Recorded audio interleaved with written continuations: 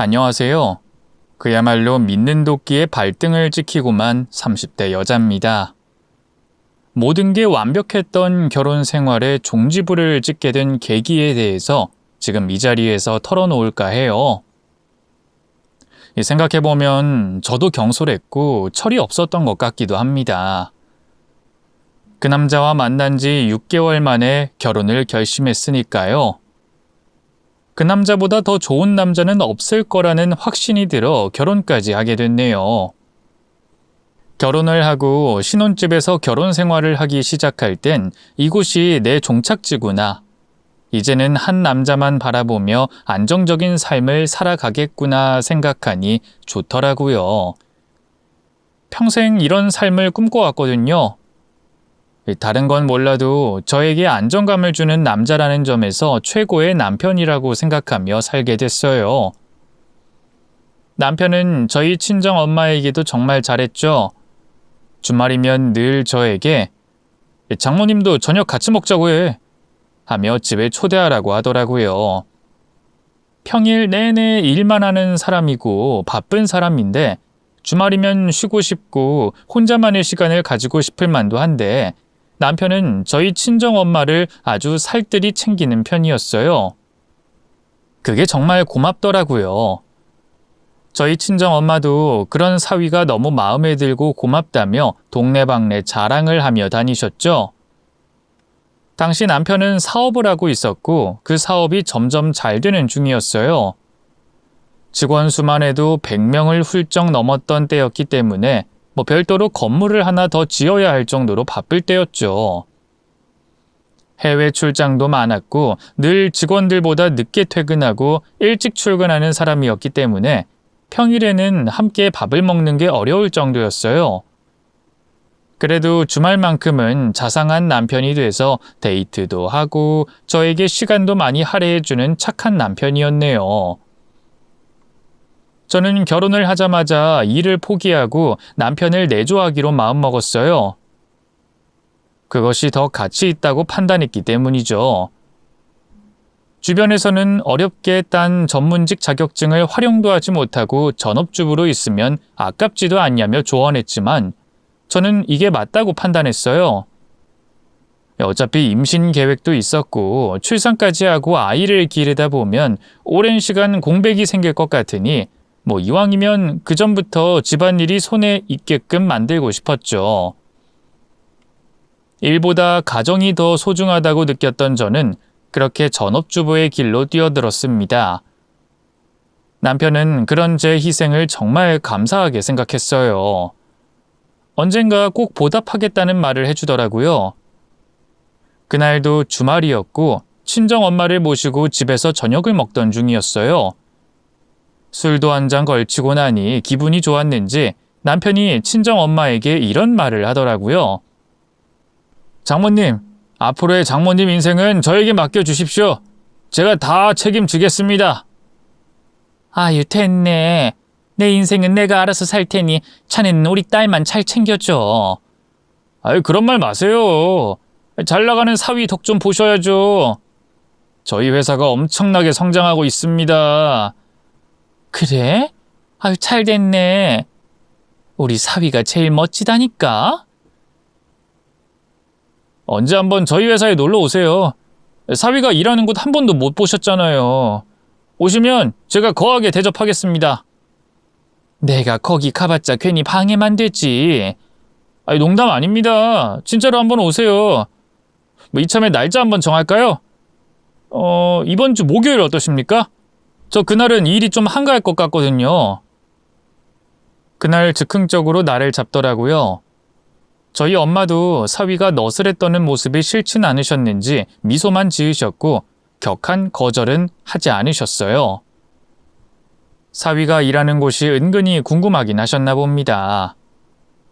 결국 약속한 그날 친정엄마는 저에게 전화를 거셨어요. 나 사위가 일하는 곳 구경하러 간다. 엄마 진짜 가려고? 오늘 오라고 문자까지 왔더라. 거기 가서 점심 같이 먹기로 했어. 그래도 사위가 장모랑 단둘이 밥 먹자고 하는 게 얼마나 기특하니. 밥 사준다고 할 때 얻어먹어야 자주 사주지. 그때까지만 해도 친정엄마의 목소리가 정말 밝았어요. 저도 내심 제 남편과 친정엄마가 서로 잘 지내는 모습을 보니 뿌듯하더라고요. 그렇게 친정엄마는 사위의 회사에 방문했고 별일 없이 잘 끝난 줄 알았습니다. 그런데 이상하게 그 다음 날부터 친정엄마의 목소리가 좋지 않은 거예요. 직접 친정에 갔더니 엄마의 표정도 어둡길래 제가 물어봤어요. 엄마, 무슨 일 있어? 어제 사위회사 간다고 신나하더니 왜 이렇게 기분이 다운되셨어? 어제 잘 다녀왔어? 응, 잘 다녀왔지. 어땠어? 좋더라. 회사도 넓고 직원들도 많고. 그게 다야? 밥은 뭐 먹었는데? 맛있는 거 사주더라. 비싼 거. 코스 요리 같은 거 먹은 거야? 뭐 이것저것 많이 나오더라. 배불리 먹었어. 맛있었고. 맛있게 먹은 사람 치고는 표정이 너무 안 좋은데? 혹시 거기서 무슨 일 있었어? 아니야, 아무것도. 저희 친정엄마는 기분이 표정에서 전부 드러나는 편이었거든요. 분명 그 표정은 무슨 일이 있었다는 건데 한동안 말을 하지 않더라고요. 묘하게 분위기가 바뀐 듯한 기분에 저는 찝찝함을 안고 집에 돌아올 수밖에 없었어요. 다음에 또 친정엄마를 만났을 때 그때도 표정이 좋지 않길래 제가 추궁하기 시작했습니다. 엄마, 대체 무슨 일인데? 말을 해줘야 알지. 아니, 내가 뭘. 사위 회사 다녀온 이후로 말수도 줄어들었고 표정도 안 좋잖아. 거기서 뭔 일 있었지? 응? 별거 아니야. 별거 아닌데 왜 이렇게 표정이 안 좋아? 사위랑 싸우기라도 했어? 그런 건 아니고. 말을 해줘, 응? 엄마 때문에 내가 답답해서 미칠 것 같아. 내가 너무 예민한가 싶긴 한데 내 입장에서는 좀 그래서. 그러니까 뭐가? 친정엄마는 한참을 고민하는가 싶더니 저에게 의외의 말을 꺼내더라고요. 네 남편 조심해라. 보통 놈이 아니다. 어? 갑자기 그게 무슨 소리야? 내 촉은 틀린 적이 없거든? 아무튼 이 서방 뒤 좀 밟아봐. 혹시 모르잖아. 뭘 본 건데? 대체 무슨 일이 있었던 건데? 친정엄마는 대뜸 저에게 충격적인 장면을 목격했다며 저에게 사위 뒷조사를 좀 해보라고 하더라고요.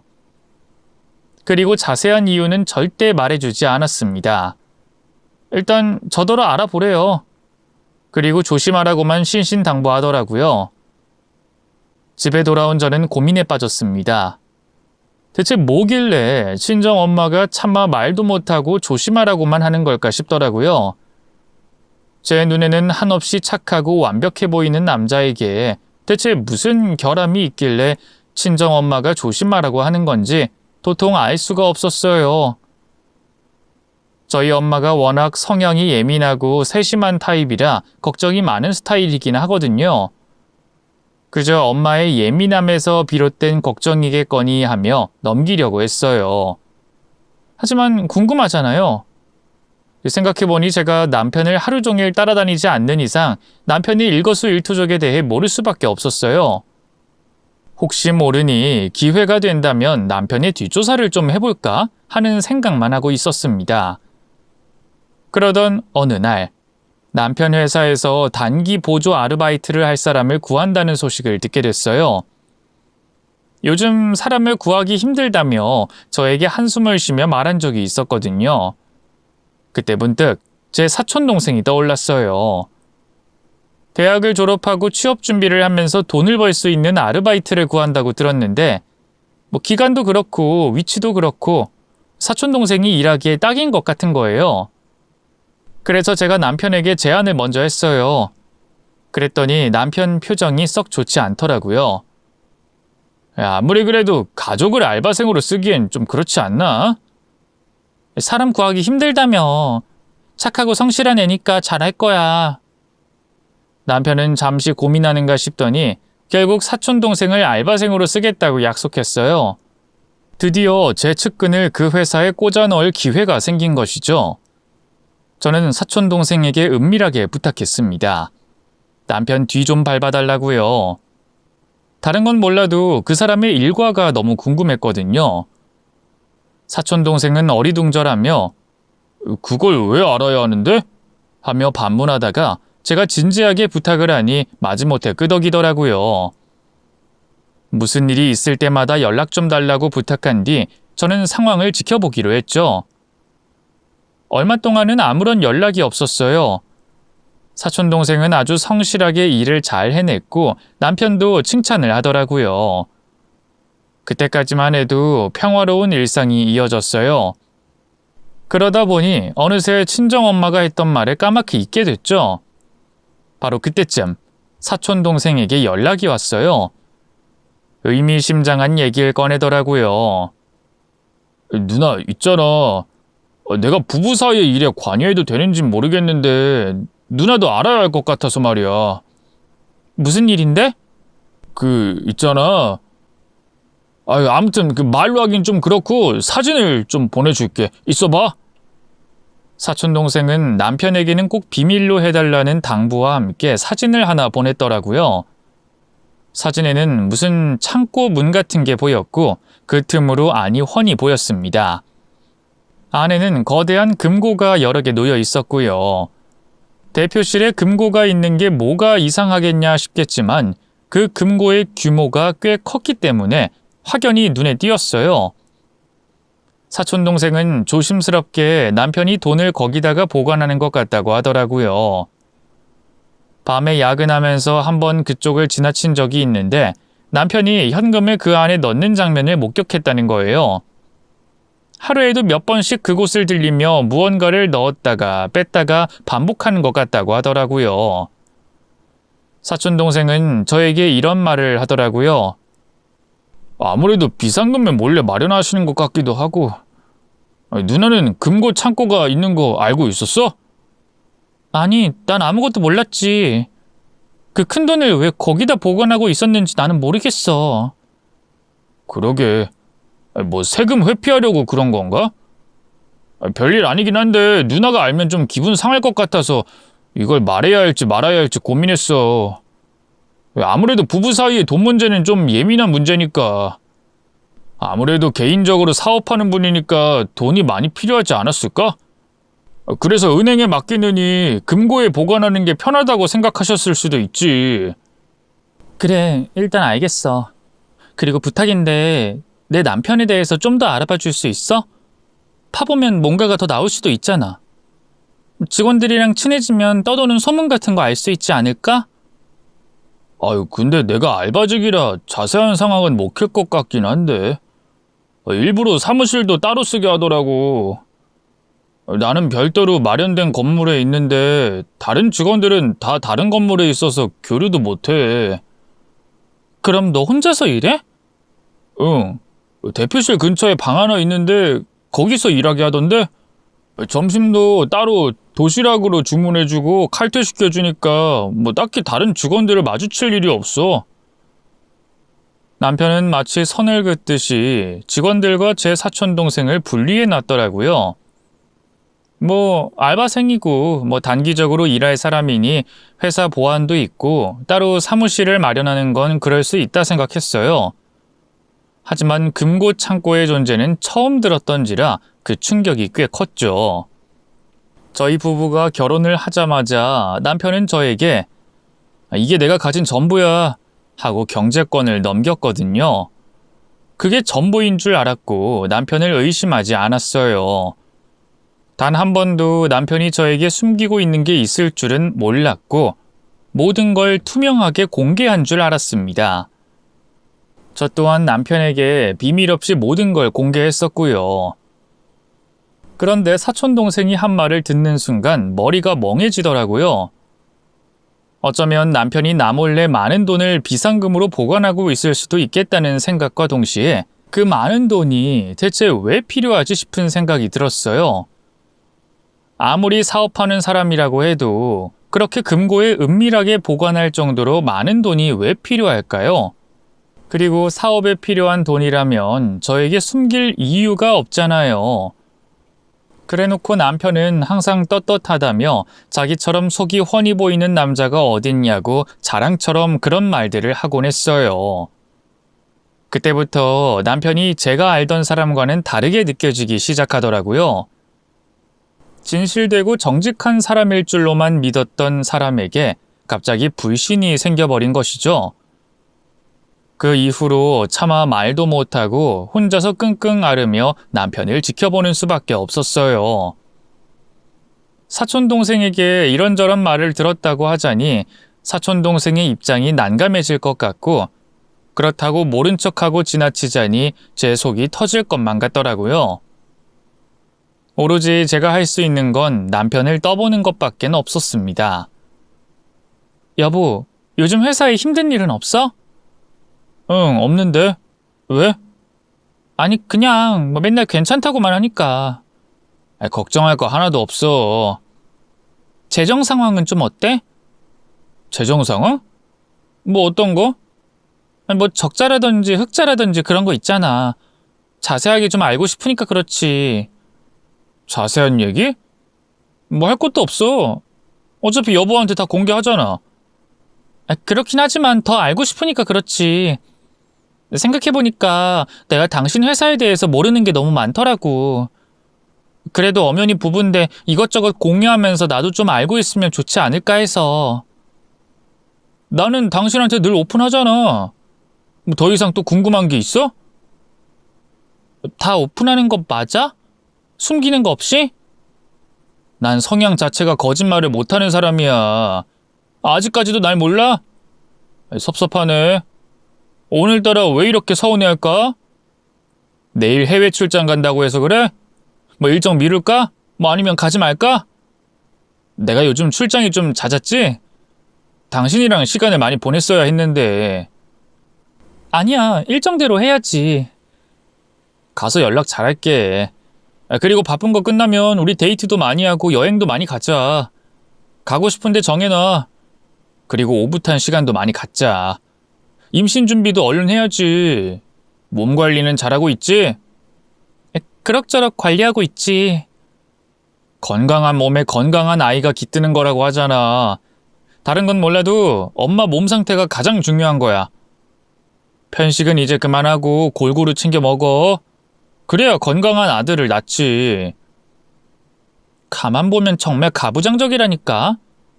꼭 아들일 필요가 있어? 그래야 나중에 회사를 물려주잖아. 딸이어도 물려줄 수 있지. 내가 하는 일은 워낙 거칠고 고된 일이라 여자는 못 견뎌. 꼭 아들이어야만 돼. 이왕이면 아들만 둘이면 좋고. 둘이 경쟁하면 좋잖아. 난 딸이 좋은데. 딸은 손이 많이 가고 힘들어. 그리고 어차피 여자는 출가 외인이잖아. 나는 내 회사를 물려받을 수 있는 자식이 생겼으면 좋겠어. 다른 건 다 괜찮은데 남편의 치명적인 단점 하나가 바로 조선시대 마인드라는 점이었어요. 요즘 시대 사람이 맞나 싶을 정도로 고지식한 말들을 툭툭 내던지더라고요.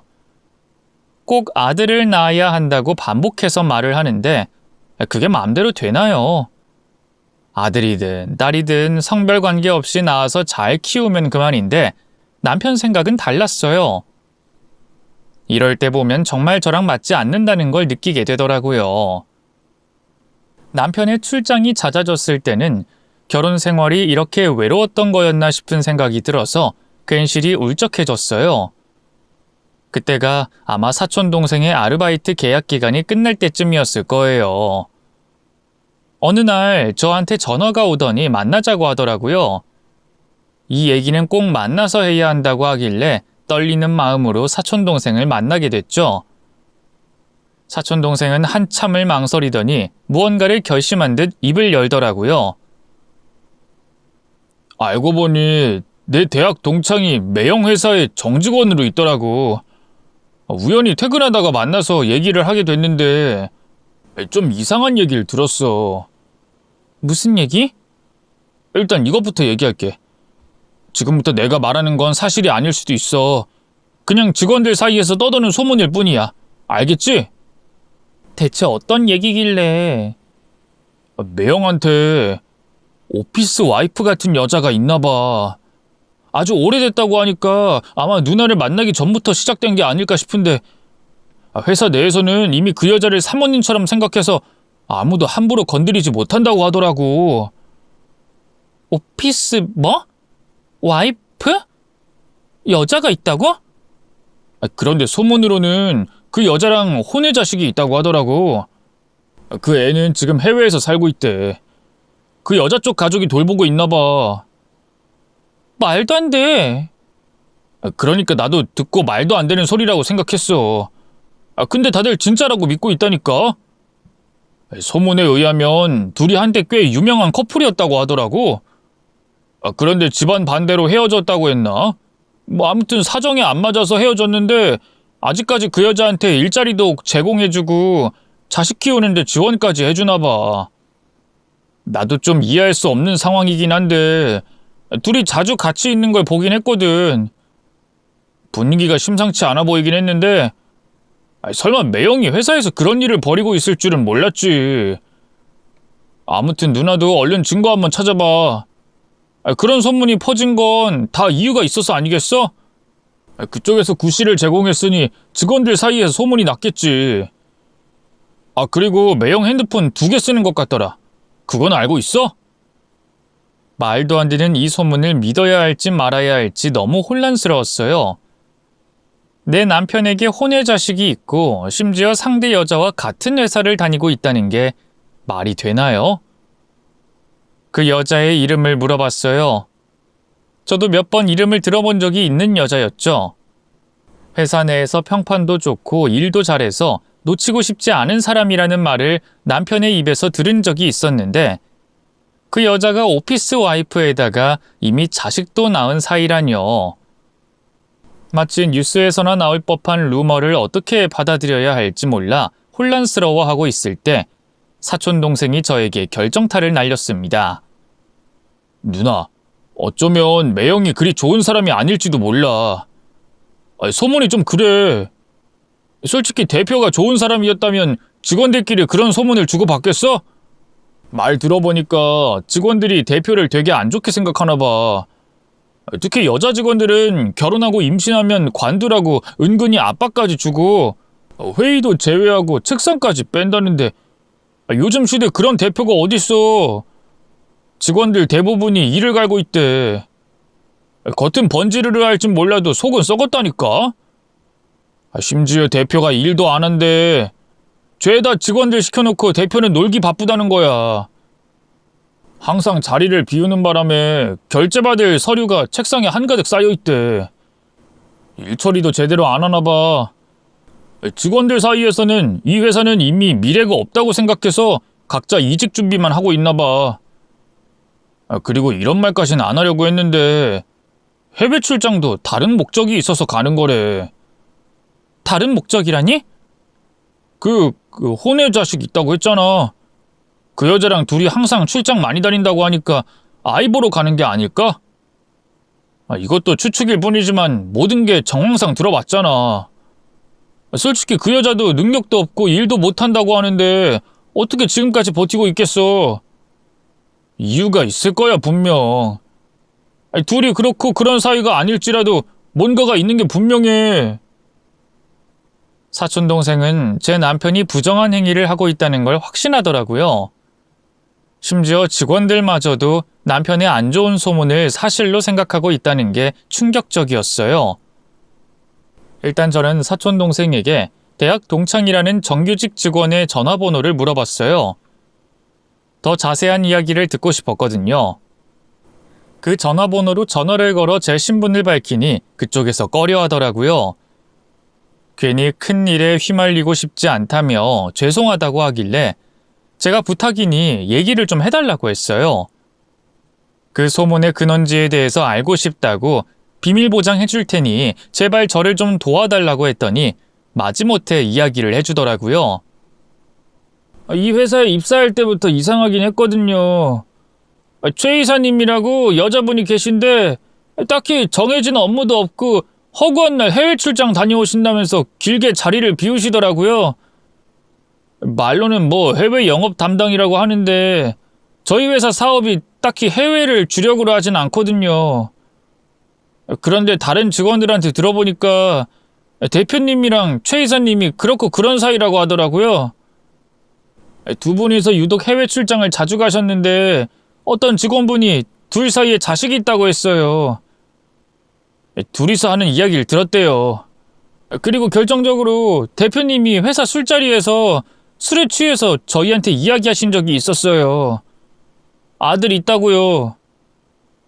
그때는 헛소리인 줄 알았는데 보통 만취 상태가 되면 거짓말은 잘 안 하잖아요. 심지어 아들이 있다는 얘기를 지어내서 할 필요가 없잖아요. 그렇게 생각하다 보니까 그 소문이 진짠가 싶기도 하더라고요. 어쩌면 내가 아는 남편과 실제 남편은 아주 많이 다를 수도 있겠다는 불길한 생각이 들었어요. 그리고 참을 수 없이 화가 나더라고요. 남편에게 여자가 있다는 걸 직원들이 알고 있을 정도면 얼마나 티를 내고 다닌 거예요. 만약 그 소문이 사실이 아니라고 해도 충분히 여지를 준 건 사실이잖아요. 그날부터 잠도 오지 않았고 하루하루 애타는 마음으로 남편을 기다렸어요. 며칠 만에 남편의 얼굴을 보니 너무 화가 나더라고요. 바로 남편을 불러세워 단도직입적으로 물어봤어요. 출장 누구랑 갔어? 누구랑 가긴 혼자 갔다 왔지. 진짜 혼자 갔다 왔어? 그렇다니까. 거짓말하지 마. 여자랑 갔잖아. 여보, 갑자기 왜 이래? 내가 여자랑 왜 출장을 가? 변명할 생각하지 말고 진실만을 얘기해줘. 나 며칠 내내 잠도 못 자고 말라가고 있었어. 지금 내 상태 안 보여? 일단 진정해. 나 지금 출장 갔다 돌아왔잖아. 몸이 엄청 피곤하고 지쳐. 비행 시간만 20시간이 넘었다고. 일하고 돌아온 남편을 반겨줘도 모자랄 판에 왜 윽박을 질러? 가뜩이나 머리 아파 죽겠는데 지금 당신 때문에 마음이 답답해졌어. 일하러 출장 간 것도 아니잖아. 대체 무슨 소리야? 그럼 내가 해외에 왜 갔는데? 혼외 자식이 있다는 말 사실이야? 그 말을 내뱉고 남편의 표정을 살폈어요. 잠시 정적이 흐르더라고요. 남편의 동공이 흔들리고 있다는 걸 느낀 후에야 저는 절망감을 느꼈습니다. 모든 게 사실일 수도 있겠다는 생각에 마음이 처참히 무너져 내리는 기분이었어요. 남편은 뻔뻔하게 해명을 하더라고요. 그런 말은 또 어디서 들었어? 사실이야? 무슨 말도 안 되는 소리라고 앉아있어. 사실이냐고 물었어. 당신이 나한테 해명할 기회는 지금 딱 한 번뿐이라는 거 명심해. 내가 지금 어디까지 알고 있을 거라고 생각해? 당신이 해외 출장 가 있는 동안 내가 어디까지 알아냈을 것 같아? 지금 기회 놓치면 당신은 해명할 기회가 없어. 더 이상 듣지도 않고 떠날 거야. 아니면 그 여자 불러서 3자 대면할까? 아니면 그 애까지 불러서 4자 대면해? 내가 지금 당장 비행기표 끊어서 그 애가 있는 곳으로 가볼까? 내가 직접 나서야 말을 하겠어? 지금부터 단 한순간이라도 거짓말 보태면 나는 가차없이 당신이랑 이혼할 거야. 차라리 솔직하게 얘기해. 그러면 내가 당신을 조금이라도 이해해 보도록 노력할 거야. 그 말을 했더니 남편은 아무 말도 하지 않고 꿀먹은 벙어리처럼 가만히 있더라고요. 끝내 한숨을 푹 쉬더니 담배 한 대만 피우고 올게 하더니 집 밖으로 나갔습니다. 그러더니 잠시 후 집으로 돌아와 저에게 묻더라고요. 어디까지 알고 있는데? 전부 다. 누가 말한 건데? 그건 알 필요 없잖아. 지금 그게 중요해? 나도 이게 최선이었어. 더 이상의 방법이 없었다고. 당신한테 미리 말을 할까 고민도 했는데 도저히 말을 못하겠더라. 하지만 언젠가 꼭 말을 하려고 했어. 더 이상 숨길 수 없으니까. 그 사람이랑은 관계가 오래됐어. 결혼까지 생각할 정도로 잘 만나고 있었는데 집안에서 반대가 심했어. 알잖아, 우리 어머니가 좀 극성인 거. 마음에 안 든다고, 결혼은 절대 안 된다고 헤어지라고 하시고는 다른 여자 만나라면서 선자리를 마련한 거야. 그 자리에 당신이 나온 거지. 당신을 본 순간 그때 내 마음이 한순간에 변했어. 나도 이렇게 불효까지 저질러가면서 오래된 사랑을 지킬 정도로 그 사람을 사랑하는 것 같지는 않아서 헤어지기로 결심했어. 선자리에 나온 당신을 보자마자 어쩌면 내 인연은 그쪽이 아니라 이쪽일 수도 있겠다는 생각이 들더라고. 그래서 깔끔하게 정리하고 당신을 선택한 거야. 그쪽도 별말 없이 물러났어. 그게 다야. 그런데 문제가 시작된 건 당신이랑 결혼을 준비하면서 그 여자가 임신했다는 사실을 알고 난 후부터였어.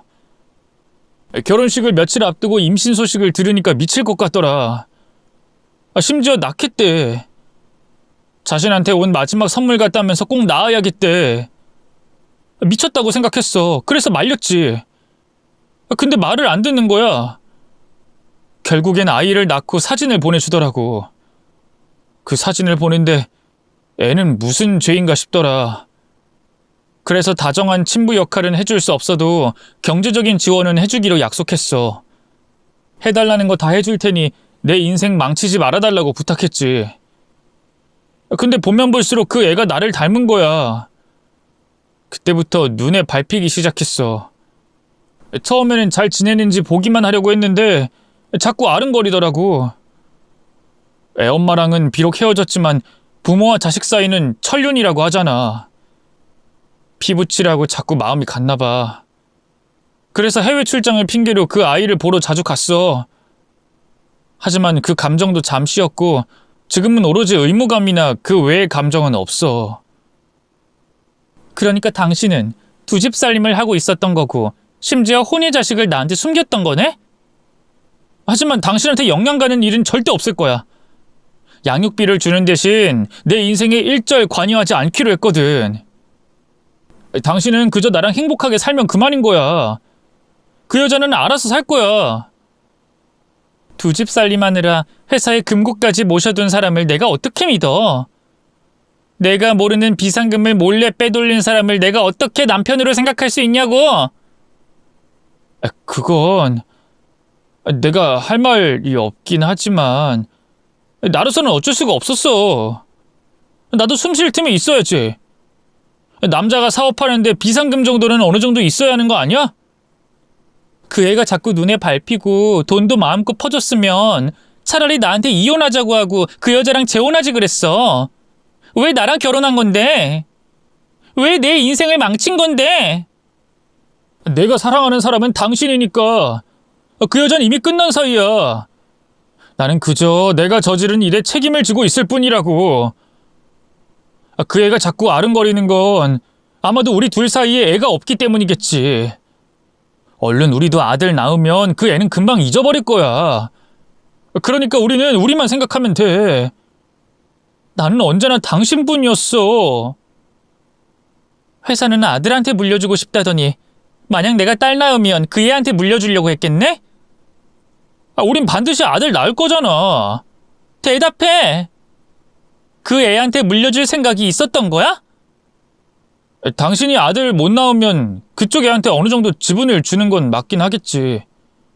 그래야 회사가 돌아갈 테니까. 하지만 그건 먼 미래의 일이잖아. 미쳤어. 당신 진짜 제대로 미쳤어. 그래서 내가 말했잖아. 꼭 아들 낳자고. 나도 우리 애한테 물려주고 싶어. 진심이야. 그러니까 당신 말은 내가 아들을 낳지 못하면 내팽개치고 그쪽에 돌아갈 계획이었다는 거지? 결국엔 더 잘난 아들한테 물려줄 생각이었다는 거지? 무슨 말을 그렇게 해. 맞잖아. 진정해. 왜 남편한테 소리를 지르고 그래? 조곤조곤 이야기할 수 있잖아. 당신답지 않게 왜 그래? 결국 내 선택은 당신이었잖아. 그러면 된 거 아니야? 그쪽 일은 내가 알아서 처리한다고 하잖아. 당신 속 썩이는 일 없을 거야. 나 못 믿어? 사상이 썩어 빠진 당신 같은 놈이랑은 더 이상 대화가 안 통해. 더 이상 말 걸지 마. 끝났다고. 그 여자랑 끝난 사이라는데 왜 자꾸 나를 못 믿는 건데? 그게 문제가 아니야. 당신은 나를 속였고 기만했어. 그 여자가 임신했다는 사실을 알게 된 순간 나한테 말했어야지. 일단 나한테 신뢰를 줬어야지. 처음부터 거짓으로 시작한 관계가 영원할 줄 알았어? 그날 저는 대충 짐을 챙겨 친정집으로 피신했습니다. 더 이상 남편의 전화를 받지 않았어요. 분위기를 눈치채셨는지 저희 친정엄마가 말없이 저를 위로해 주시더라고요. 결국 친정엄마에게 모든 걸 털어놨어요.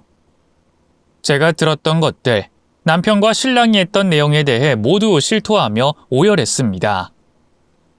한참 울다가 지쳐서 힘이 없을 때쯤 친정엄마가 과일을 주시길래 제가 물어봤어요. 엄마, 그때 그 사람 회사에서 충격적인 광경을 봤다고 했잖아. 그게 뭐였어? 그날 사위가 자리를 비운 사이에 혼자 대표실에 앉아 있는데 어떤 여직원으로 보이는 사람이 대표실 문을 펄컥 열고 들어오더라고. 노크도 없이 불쑥 들어오길래 깜짝 놀라서 봤더니 웬 쇼핑백 하나를 들고 있더라고. 그쪽도 날 보며 놀랐는지 깜짝 놀라면서 뒤돌아 나가려다가 쇼핑백을 떨어뜨린 거야. 그런데 그 안에 남자 와이셔츠, 양말, 속옷 그런 것들이 가득 담겨 있더라고. 아무리 친한 여직원이라지만 그런 것까지 대신 세탁해주고 갖다 줄 정도면 심상치 않은 거잖아. 그렇고 그런 사이인가? 혼자 의심하면서 너한테 이 얘기를 해줘야 하나 말아야 하나 고민했어. 결국엔 차마 말을 못하긴 했지만 그날 이서방한테 단단히 일러뒀지. 우리 딸 두고 허튼 짓 하면 내가 가만 안 둘 거라고. 그 말 듣고 정신을 좀 차렸으면 했지. 그래도 자꾸 찝찝하길래 너한테 조심하라고 한 거야. 능글맞게 넘어가려고 하는 게 보통 놈이 아닌 것 같더라고. 아무튼 그래서 그때 이후로 이서방을 좋게 볼 수가 없었어. 괜히 불편하더라고. 우리 딸 속 썩이는 거 아닌가 걱정되고 조마조마했지. 끝까지 별일 없길 바랬는데 이 사단이 나고야 말았네. 친정엄마도 그 말을 하시면서 눈물을 흘리시더라고요. 하나뿐인 귀한 딸, 좋은 곳에 시집가서 예쁨 받으며 살길 바랬는데 이런 일이 터졌으니 얼마나 속상하셨겠어요. 사위가 일말의 양심이라도 있는 사람이길 바랬건만 결국엔 실망시키고 말았네요. 결혼 생활을 하면서 어느 정도의 시련은 충분히 있을 거라 생각했어요. 남편이 바람을 피우거나 비상금을 만드는 일은 어느 정도 예상 가능한 것들이었어요. 하지만 자식이 있다는 건 상상도 못한 일이었기 때문에 그 사실을 받아들이는 데에만 오랜 시간이 걸렸습니다. 남편은 그 와중에도 저에게 거짓말을 했어요. 그 여자는 이제 끝난 사이라고 하더니 그것조차 거짓말이었죠. 아무 사이도 아닌 사람이 와이셔츠도 빨아주고 속옷도 빨아주나요? 밤새 야근할 때마다 회사 내에 있는 공용 세탁기에서 셀프 세탁을 한다니 어쩐다니 하더니 결국엔 외간 여자가 빨아주는 거였네요. 그 여자의 입장이 궁금했어요.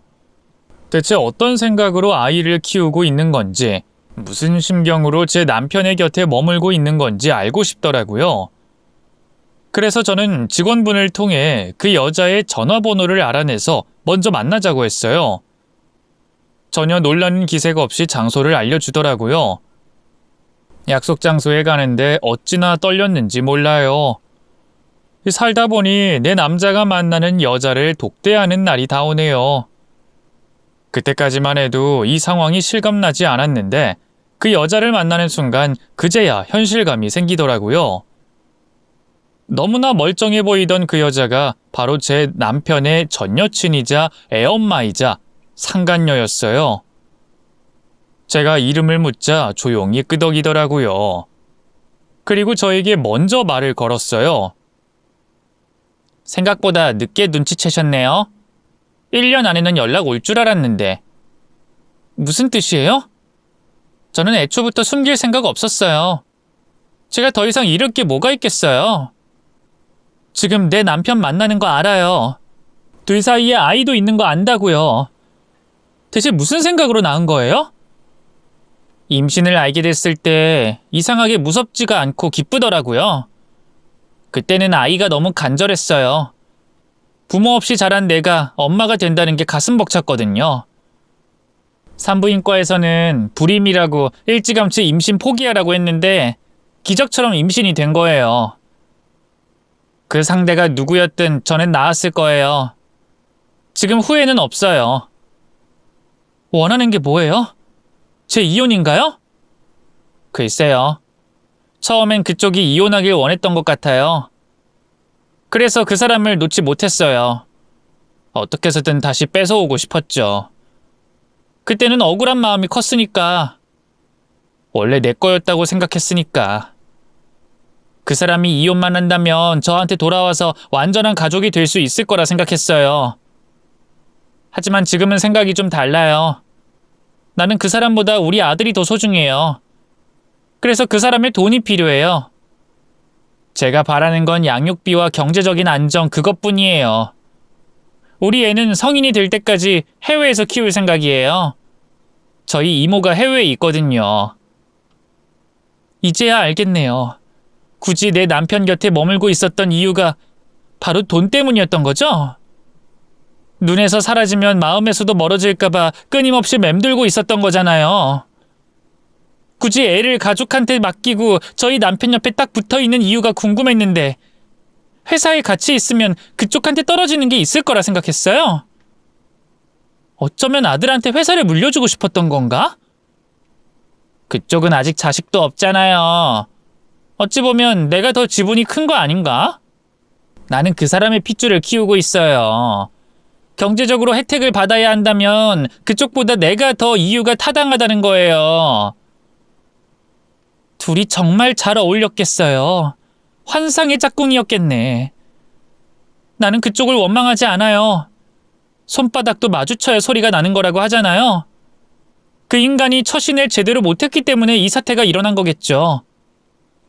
남편 말로는 그쪽과는 아무 사이도 아니라고 나밖에 없다고 떠들어대고 우리 사이에 자식 낳으면 그쪽 자식은 내팽개칠 거라고 했어도 언제 또 나를 배신할지 모를 일이죠. 원래 그런 인간이니까. 내 아들을 내팽개칠 거라고 했다고요? 그럼 영원히 책임져 줄 줄 알았어요? 그 사람이 저한테 그러더라고요. 법적으로 책임질 이유가 전혀 없고 언젠가 상황 봐서 깔끔하게 떼어놓겠다고요. 안 그래도 귀찮아 죽겠는데 돈 달라고 해서 어처구니가 없대요. 그 자식이 본인 자식인지도 확실치 않은데 그냥 이제는 남 같고 성가시기만 하다고 하네요. 정말 그런 말을 했어요? 그럼 내가 이런 거 가지고 거짓말하겠어요? 물론 저를 붙잡기 위해서 아무 말이나 내뱉은 거겠죠. 하지만 그 인간이 얼마나 비열하고 형편없는 인간인지 그쪽도 알아야 할 것 같아서요. 이리 붙었다 저리 붙었다 하면서 사람 마음에 상처 주는 인간이 멀쩡하길 바란다는 게 이상한 거 아닌가요? 저는 적어도 그런 인간이랑 동급으로 살고 싶진 않거든요. 그래서 이혼하려고요. 제가 씹던 그쪽이 마저 씹으시든지 말든지 마음대로 하세요. 그리고 그 회사가 뭐 대단한 회사라고 자식한테 회사 물려주고 뭐 그럴 정도로 오래 갈 만한 회사는 아닌 것 같으니까 일찌감치 도망갈 준비나 하세요. 경고하는데 3년 안에 위기가 올걸요? 그쪽이나 신경 쓰세요. 남 일에 간섭하지 마시고. 네, 안 그래도 일어나려고요. 저는 이만 빠져줄 테니까 둘이서 잘 살아보세요. 금고에 몰래 돈을 쌓아놓고 상간녀를 만나는 데다가 혼외 자식까지 있는 사람을 제가 어떻게 감당할 수 있겠어요. 미련 없이 여기서 끝내는 게 맞겠다 싶더라고요. 바로 변호사를 찾아가서 제가 할 수 있는 게 어떤 게 있는지, 소송을 한다면 어떤 것들이 준비되어야 하는지 상담했어요. 남편은 제가 이혼을 통보하자 질리도록 붙잡더라고요.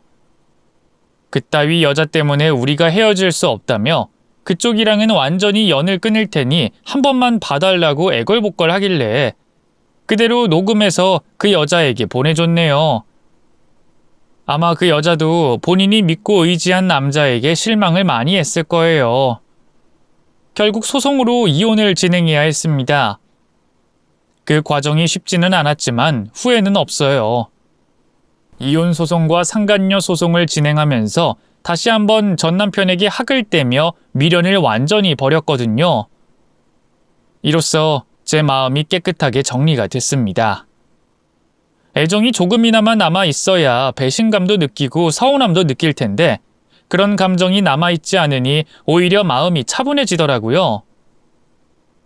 이혼 후 얼마 지나지 않아 사촌동생을 통해 그 회사 소식을 들을 수 있었어요. 직원들이 대거 퇴사를 하고 있다고 하더라고요. 워낙 대표에 대한 불만이 많았고 심지어 대표의 횡령 사실까지 터지게 돼 회사에 대한 신뢰를 잃게 되어 이 사태가 벌어졌다고 하네요. 멀쩡한 회사에서 횡령 사건이라니 해먹어도 너무 많이 해먹은 게 아닐까 싶네요. 횡령한 돈은 전부 그 금고 속에 처박아뒀겠죠. 안 봐도 뻔해요. 욕심만 가득한 사람이 오랫동안 회사를 운영할 수 있을 거라는 기대도 없었어요. 심지어 직원들 월급까지 밀린 데다가 노동청에서 신고까지 당한 상황이라 그걸 수습하느라 이리저리 돈이 많이 들어갔고 조사까지 받게 되며 탈탈 털렸다고 하더라고요. 그리고 자연스레 폐업 수순을 밟게 됐다고 합니다. 어떻게 공교롭게도 저와 이혼하자마자 이렇게 나락으로 스스로 떨어져 주네요. 복수의 칼날을 갈기도 전에 스스로 자멸해준 셈이었어요. 소문으로 듣기론 상간녀였던 그 여자도 더 이상 양육비를 받을 수 없게 됐고 다니던 회사까지 폐업해서 생계마저 잃게 돼 아주 형편이 어렵게 됐다고 하더라고요. 그렇게 사이가 좋던 둘도 돈 앞에서는 별 수 없었는지 헤어진 상황이라고 하네요. 전 남편은 도망자 신세가 됐고 상간녀는 기초생활수급자가 됐다는 소식까지 듣고 그제야 마음을 놓고 살게 됐습니다. 결말이 아주 흡족하네요. 이번만큼은 하늘이 제 편을 들어준 것 같아 모든 신께 감사해야 하는 중입니다. 전 남편과 전시모에게 끊임없이 연락이 오는 바람에 번호까지 바꿨고 이사를 하며 그들과의 인연을 완전히 차단했어요. 그리고 저는 다시 새 출발하게 됐습니다. 감사하게도 아는 선배가 같이 일해보자는 제안을 해준 덕분에 쉽게 복귀할 수 있었어요. 매일 아침 출근을 하고 일을 할 수 있다는 것만으로도 감사하더라고요. 결혼 생활할 때는 몸은 편했을지라도 마음이 좀 불편했거든요. 내가 벌어서 내가 쓰고 저 스스로 살아가는 게 제 적성엔 맞나 봅니다. 앞으로 당분간은 이렇게 살아가지 않을까 싶어요. 저희 친정엄마도 제가 멋지게 일하는 모습을 보며 좋아해 주시더라고요. 비록 이혼한 딸이지만 좋은 모습만 보여드리고 싶네요. 이혼하게 된 것 또한 어떻게 보면 행운이었던 것 같아요. 만약 충격적인 사실을 모른 채로 계속 살았다면 더 큰 재앙이 돼 저를 옥죄었을 것 같거든요. 그냥 이제는 모든 게 감사하네요. 앞으로도 이 마음 변치 않고 겸손하게 살아보도록 하겠습니다. 여러분들에게도 제 행운의 기운을 전달해 드릴게요. 부디 이 사연을 통해 여러분들이 좋은 기운을 얻으셨으면 좋겠습니다. 사연 읽어주셔서 감사합니다. 모두들 행운을 빌어요.